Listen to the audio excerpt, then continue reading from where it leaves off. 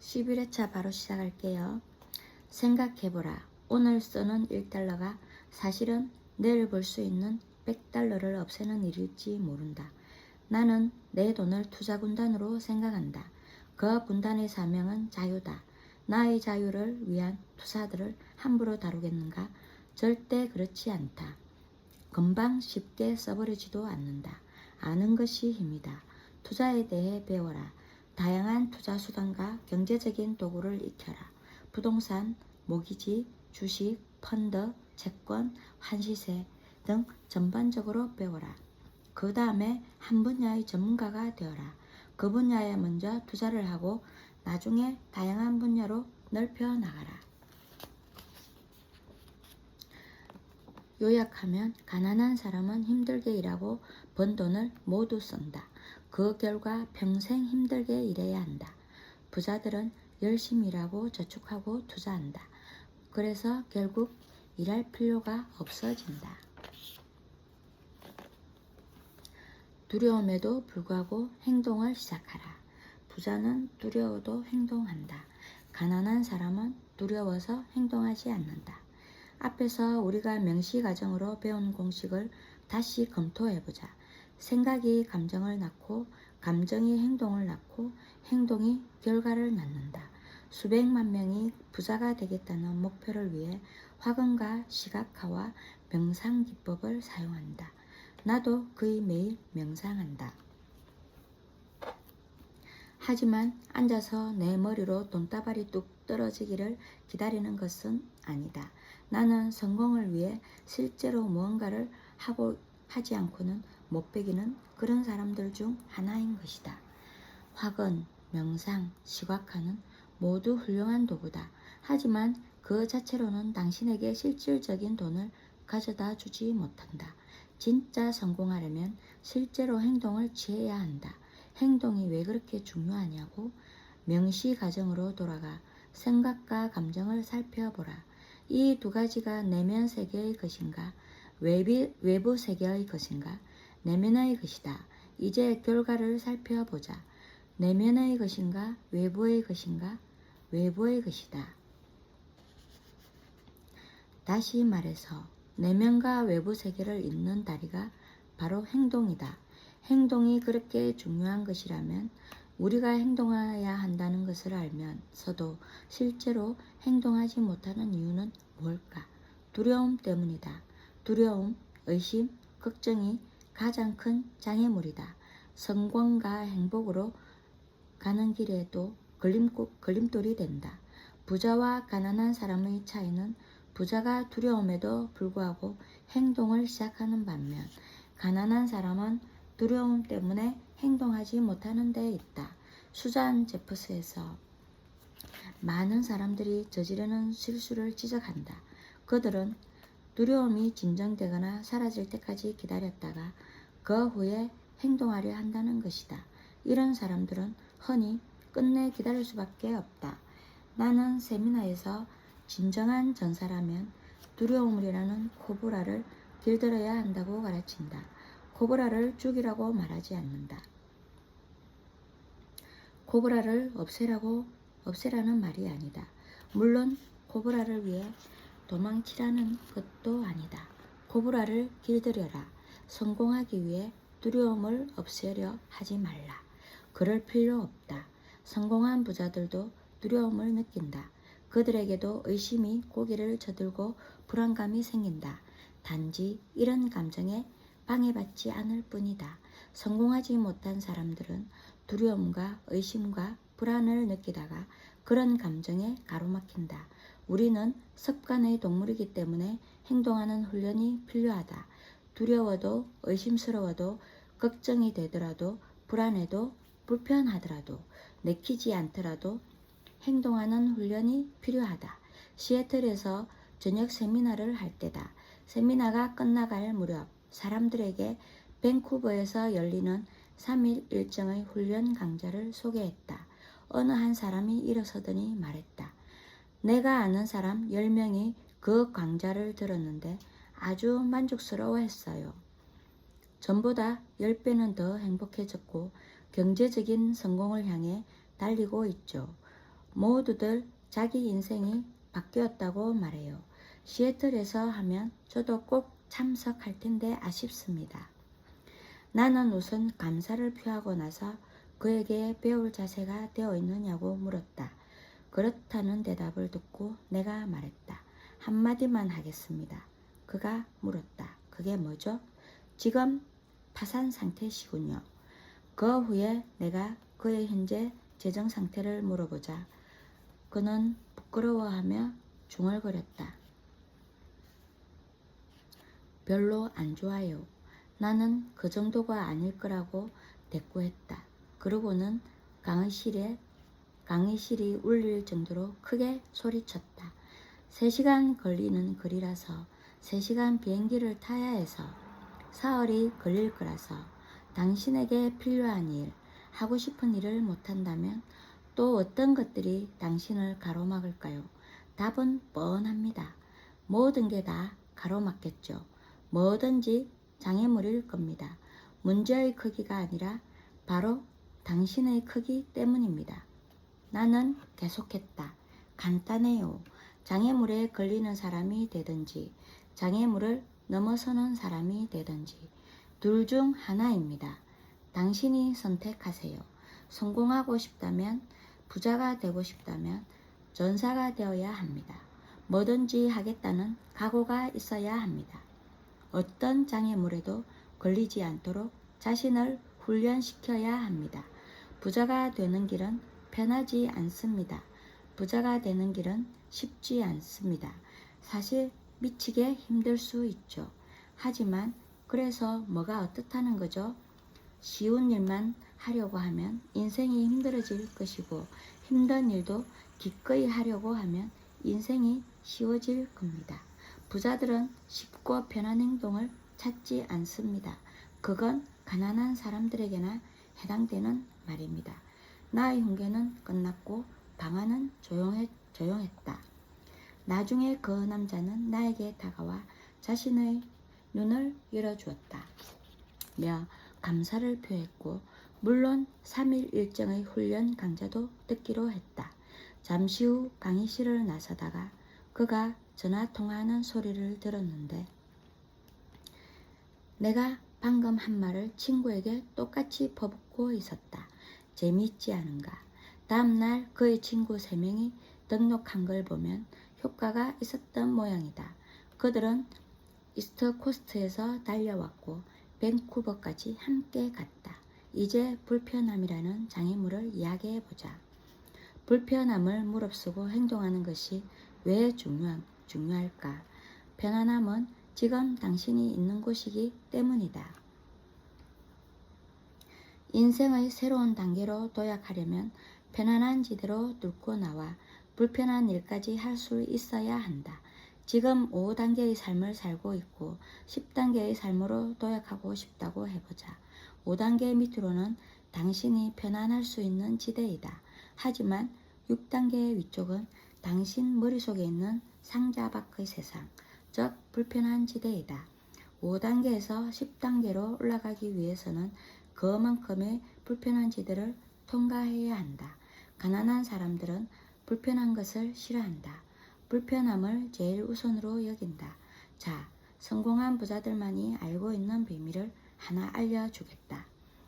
편안함은 지나치게 과대평가되어 있다. 편안한 지대에 머물러 있는 것은 포근하고 아늑하고 안정감 있게 느껴질지 모르지만 당신의 발전에는 도움되지 않는다. 보다 성숙한 인간이 되려면 편안할 수 있는 지대를 넓혀야 한다. 편안한 지대 밖으로 나올 때가 진정으로 성장할 수 있는 시간이다. 하나 물어보겠다. 새로운 일을 처음 접할 때 편안한가, 불편한가, 편치 않은 느낌이었을 것이다. 하지만 그 후에 어떻게 되는가? 여러 번 해볼수록 편안해지지 않던가? 바로 이런 거다. 무슨 일을 하든지 처음에는 편할 수 없다. 그래도 끈기 있게 계속하면 결국 불편함은 사라지고 좋은 결과를 낼 수 있다. 당신의 편안한 지대는 새롭게 확장되고 당신은 더 큰 사람이 되어 있을 것이다. 편안한 지대를 계속 확장시켜라. 다시 말하지만 불편함을 느낄 때가 진정으로 성장할 수 있는 시간이다. 이제부터 불편하다는 느낌이 들 때마다 예전의 편안한 지대로 되돌아가지 말고 자신의 등을 툭툭 두드려주며 말하자. 성장해야지. 그리고 계속 전진하라. 성공한 부자가 되려면 불편함에 편안해지는 것이 낫다. 의식적으로는 불편한 지대로 돌아가 겁나는 일을 해보자. 훈련 삼아 해보는 것이다. 앞으로 이 방정식을 꼭 기억해 두기 바란다. 편안한 지대와 부유한 지대의 크기는 똑같다는 뜻이다. 편안한 지대를 확장해 나가면 소득이 많아지고 부유해진다. 지금 있는 곳이 편안하다는 이유로 아무것도 하지 않으면 몸을 멀리하게 되고 잡을 수 있는 기회가 줄어들고 여러 사람을 만나려 하지 않을 것이고 새로운 시도도 하지 않을 것이다. 알겠는가? 편안함을 추구할수록 두려움으로 위축되기 쉽다. 반대로 자신을 확장할 때는 잡을 수 있는 기회가 많아지고 더 많은 소득과 부를 걸머질 수 있다. 우주는 진공 상태를 싫어한다. 당신이 넓은 그릇을 갖고 싶으면 우주가 그 공간을 채우려고 달려온다. 성공한 부자들은 편안한 지대가 넓다. 그 공간을 꾸준히 확장해 나가면서 더 많은 돈을 벌어들인다. 불편해서 죽는 사람은 없다. 하지만 편하게 살려고 하다가는 수많은 아이디어와 기회와 실천과 발전이 죽어 없어질 수 있다. 편안함은 배신자다. 당신이 편안함을 삶의 목표로 삼고 있다면 두 가지를 확실히 말해줄 수 있다. 첫째, 절대 부자가 될 수 없을 것이다. 둘째, 결코 행복하지 못할 것이다. 지난날에 하지 못한 일들을 반추하며 이도저도 아닌 상태로 살아가는 삶은 행복하지 않다. 행복이란 잠재력을 충분히 발휘하면서 자연스럽게 발전해 나갈 때 그 결과로 찾아온다. 한번 시험해보라. 불편한 기분이 들 때나 불안하거나 두려워질 때 안전을 찾아 움츠리고 후퇴하는 대신 앞으로 밀고 나가라. 불편한 느낌을 인식하고 경험하라. 그것이 감정에 불과하다는 것을, 당신을 막을 수 없다는 사실을 알라. 불편함을 이기고 끈기 있게 나갈 때 결국 목표에 도달할 수 있다. 불편함이 가시지 않더라도 상관없다. 그런 감정이 당신을 위축시키려 할 때 오히려 목표를 늘려 나가게 하겠다고 다짐하라. 편안함에 안주하는 순간 당신의 성장은 멎는다. 잠재력을 발휘하고 발전해 나가려면 항상 상자 가장자리에서 언제든지 밖으로 튀어나갈 자세가 되어 있어야 한다. 우리는 습관의 동물이기 때문에 훈련이 중요하다. 두려워도 행동하고 불편해도 행동하고 힘들어도 행동하고 기분이 내키지 않을 때도 행동하는 훈련을 하라. 그런 과정을 거치면 당신의 삶이 보다 높은 단계로 올라갈 것이다. 노력하는 동안에 필히 통장을 확인하라. 예금도 아주 빠르게 늘어나고 있을 테니까. 당신의 마음을 스스로 선택하라. 당신의 마음은 아주 대단한 드라마 작가다. 황당무계한 이야기를 꾸며내도 한 번도 일어난 적 없고 앞으로도 아마 일어나지 않을 일을 생각해내고 극적인 사건과 끔찍한 변제도 생각해낸다. 마크 트웨인이 이런 상황을 잘 지적했다. 내가 고민했던 수천 가지 문제 중에서 대부분은 실제로 일어나지 않았다. 당신의 마음은 당신 자신이 아니다. 라는 사실을 꼭 알아야 한다. 당신은 그 마음보다 훨씬 위대하고 크다. 손이 당신의 일부인 것처럼 마음도 당신의 일부일 뿐이다. 이런 식으로 생각해보자. 당신의 손이 마음과 똑같이 군다면 어떨까? 사방팔방으로 돌아다니고 시도 때도 없이 당신을 때리고 제 멋대로 날뛴다면 어떻게 할 것인가? 잘라버려야 한다는 대답이 나올 수 있다. 하지만 손은 당신에게 꼭 필요하고 당신을 위해서 많은 일을 해줄 수 있는 도구다. 그런 도구를 왜 잘라버리는가? 차라리 잘 통제하고 관리하자. 당신의 뜻을 거스르지 않고 당신을 위해 일하도록 길들이는 편이 낫다. 당신의 행복과 성공을 위해 마음을 관리하고 훈련하는 것이 당신에게 가장 중요한 기술이다. 이 책에서 그리고 세미나에서 가르치고 있는 바로 그것이다. 마음을 어떻게 훈련한단 말인가? 주의 깊게 관찰하는 것이 기본이다. 행복과 성공에 전혀 도움이 안 되는 생각들을 골라내라. 그런 생각들을 의식적으로 바꿔나가라.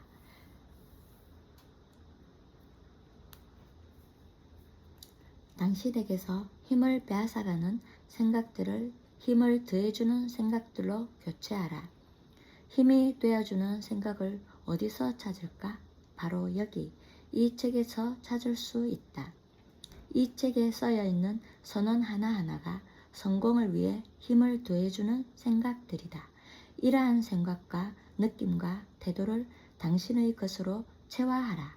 내 것으로 만들어라. 우물쭈물 기다릴 필요 없다. 자기 패배적인 사고방식으로 생각하던 습관을 버리고 이 책에서 설명하는 대로 생각할 때 삶이 한결 나아질 수 있다는 사실을 지금 당장 인정하라. 생각에 휘둘리지 말고 당신이 생각을 휘둘러라. 예전의 마음이 대장이 아니라 지금 당신이 대장이다.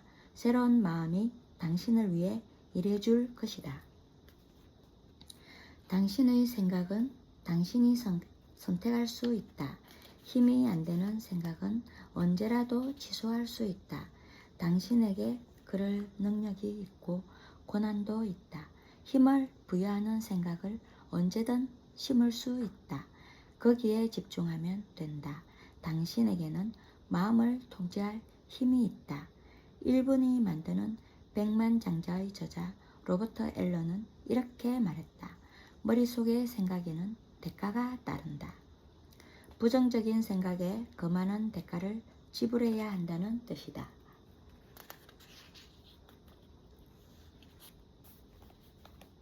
돈으로, 에너지로, 시간으로, 건강으로, 행복의 파괴로 대가를 치르게 된다. 삶의 수준을 새로운 수준으로 높이고 싶으면 하나의 생각이 떠오를 때마다 힘을 빼앗는 것인지 힘을 주는 것인지 판단하라. 행복과 성공을 지원해주는 것인지 파괴하는 것인지 판단하라. 힘을 빼앗는 생각은 무시하고 힘을 더해주는 생각에 집중하라. 쓰레기 같은 생각이 떠오르면 취소다, 알려줘서 고맙다, 꼭 가볍게 넘긴 다음에 쓸모있는 생각으로 바꿔라. 이것이 힘있는 사고다. 이 훈련을 하면 당신의 인생은 결코 예전의 인생과 똑같은 상태로 머물러 있지 않을 것이다. 내가 약속하겠다. 그렇다면 힘있는 사고와 긍정적인 사고의 차이는 뭘까? 사소한 차이가 있을 뿐이지만 그 여파는 크다. 긍정적인 사고는 정말 잘 될 거라는 믿음 없이 그저 다 잘 될 거라고 막연히 생각하는 상태다. 하지만 힘있는 사고는 모든 것을 중립 상태에 둔다. 우리가 의미를 부여하지 않는 한 어떤 것도 의미가 없으며 이야기를 꾸며내고 거기에 의미를 부여하는 장본인은 자기 자신이라는 것을 안다. 이것이 긍정적인 사고와 힘있는 사고의 다른 점이다. 긍정적인 사고를 할 때 사람들은 자기 생각이 정말 맞다고 생각한다. 그러나 힘있는 사고는 다르다. 생각이라는 것이 어쨌든 한쪽으로 기울어질 수밖에 없다는 것을 인정하는 것이 핵심이다. 그러니까 자신을 지지하는 쪽으로 생각을 재편성하는 편이 낫다고 판단하는 것이다. 새로운 생각이 진실이라서가 아니라 우리에게 조금 더 유익하기 때문이다. 선언.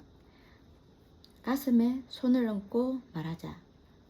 두려워도 행동하겠다. 의심스러워도 행동하겠다. 불안해도 행동하겠다. 불편해도 행동하겠다. 힘들어도 행동하겠다. 하기 싫어도 행동하겠다. 머리에 손을 대고 말하자. 나는 백만장자 마인드를 가졌다.